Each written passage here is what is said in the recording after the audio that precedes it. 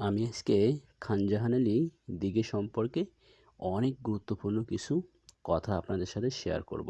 অনেক পুরাতন একটি দিঘি এবং রহস্য ঘেরা এই দিঘি সম্পর্কে জানতে অবশ্যই আমার ফুল ভিডিওটি দেখতে হবে। তো হ্যালো গাইজ, সবাই কেমন আছেন? আশা করছি আপনারা সবাই অনেক ভালো আছেন। তো এই দিঘিটি কিন্তু আমাদের কয়রা থানায় অবস্থিত, বেতকাশি ইউনিয়ন, তার মানে উত্তর বেতকাশি ইউনিয়ন। কাছের বাড়ির খুবই কাছে। দিঘির পাড় বললেই যে কেউ নিয়ে আসবে আপনার এমন সুন্দর জায়গায়। অনেক বড় দিঘি, আর এই দিঘির পাশে সুন্দর একটি মসজিদ। আর এই মসজিদে আজকে কিন্তু আজ মাহফিল। ভালো একটা দিনে আমি কিন্তু সেখানে যাই ভিডিও করার জন্য, ঘোরার জন্য। তো আমাদের এই সময়ে বাংলাদেশের প্রত্যেকটা গ্রামেই এমন সুন্দর ওয়াজ মাহফিল হয়। বিভিন্ন বক্তারা এসে কিন্তু সেখানে ইসলামের কথা বলে, ইসলামের পথে মানুষকে নিয়ে আসার আহ্বান জানায়। তো বন্ধুরা, এই দিঘিটা কিন্তু অনেক পুরাতন একটি দিঘি। এই দিঘিটা খনন করা হয় এই এলাকার পানির চাহিদা পূরণ করার জন্য। কিন্তু খান জাহান আলী এই দিঘিটা খনন করে। মিষ্টি পানির দিঘি, তো অনেক বড় দিঘি। তবে কিভাবে খনন করে সেটা কিন্তু জানার বিষয়। এত বড় দিঘি মানুষ খনন করে না জেনে খনন করে, সেটা কিন্তু আজও মানুষ জানে না। তো আমি কিন্তু মাহফিলের স্টেজের কাছে চলে আসলাম। দেখলাম এখানকার স্টেজ, তাদের সাউন্ড সিস্টেম। তো দেখলাম যে না, অনেক সুন্দর। গ্রামের মাহফিল হলেও তাদের সাউন্ড সিস্টেম, স্টেজ সুন্দর করে সাজানো, অনেক দক্ষ তারা, অনেক সুন্দরভাবে সাজিয়ে গুছিয়ে রাখে। আর কয়রাতে কিন্তু এই কাঁঠাল গাছ দেখা যায় না। শুধু আপনারা কয়রা থানার এই উত্তর বেতকাশিতে এত সুন্দর কাঁঠাল গাছ দেখবেন। দেখেন একটা ডালের ভিতরে কতগুলা কাঁঠাল, আর অনেক মিষ্টি এই কাঁঠালগুলা।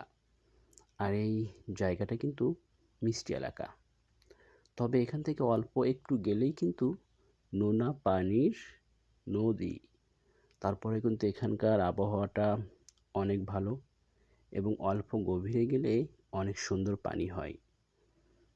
আর এখানে সব ধরনের ফল গাছ, গাছপালাগুলো সুন্দরভাবে হয়ে যায়। আর এখানে কিন্তু অনেক গাছ, আর এই দিঘিতে অনেক পানি। তো বন্ধুরা, আমি কিন্তু বলছিলাম যে এই দিঘিটা মানুষ খনন করছে না জিনে খনন করছে এখনও কিন্তু জানা যায়নি। তো আপনারা যদি জেনে থাকেন অবশ্যই জানাবেন।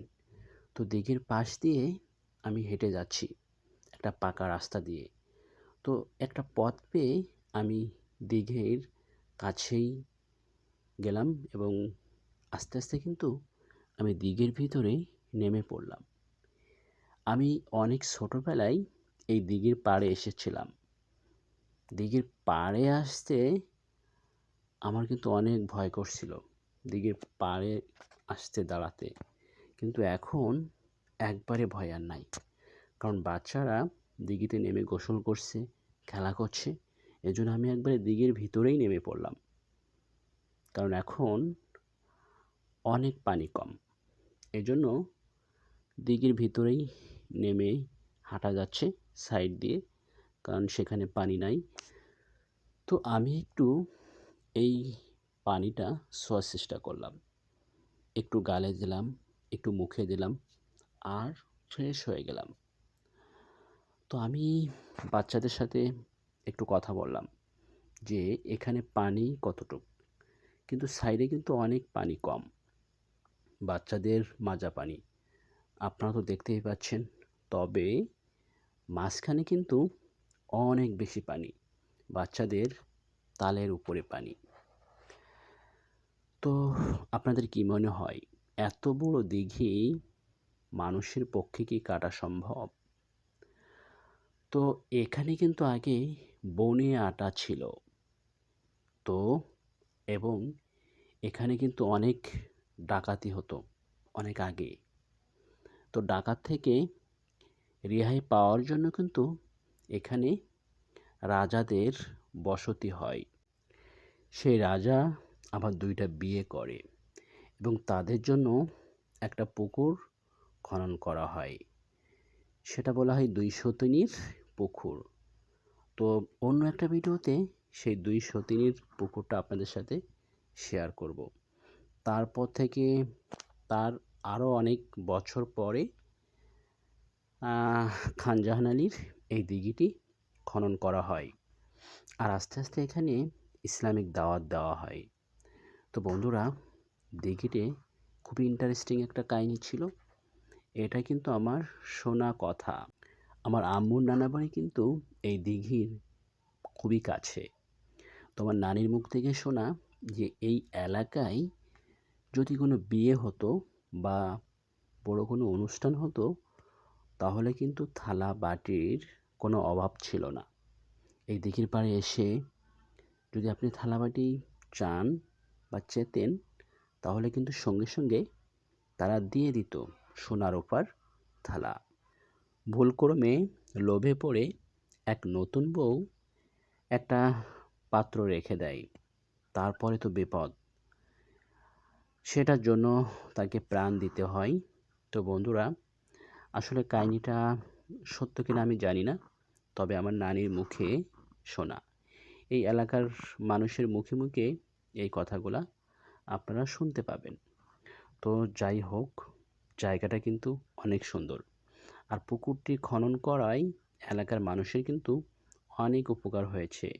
আর এই পুকুর পাড় দিয়ে অনেক পরিবার, আর প্রত্যেকের জন্য আলাদা আলাদা পথ পুকুরে যাওয়ার। আর এই উত্তর বেতগাছির রাস্তাগুলা কিন্তু খুবই সুন্দর।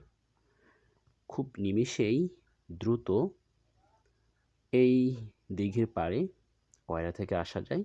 তো বন্ধুরা, সবাই ভালো থাকবেন, সুস্থ থাকবেন। আর আমার এই ভিডিওটা যদি আপনাদের ভালো লেগে থাকে, অবশ্যই আপনারা লাইক করবেন আর আমার এই পেজটা সাবস্ক্রাইব করে পাশে থাকবেন। ইনশাল্লাহ আগামীতে অনেক সুন্দর সুন্দর ভিডিও আপনাদের উপহার দিব। তো গ্রামের সুন্দর জায়গা, গ্রামের সুন্দর পরিবেশ, গ্রামের মানুষের জীবন কাহিনী নিয়েই আমি আপনাদের সাথে অন্য কোনো ভিডিওতে আসবো।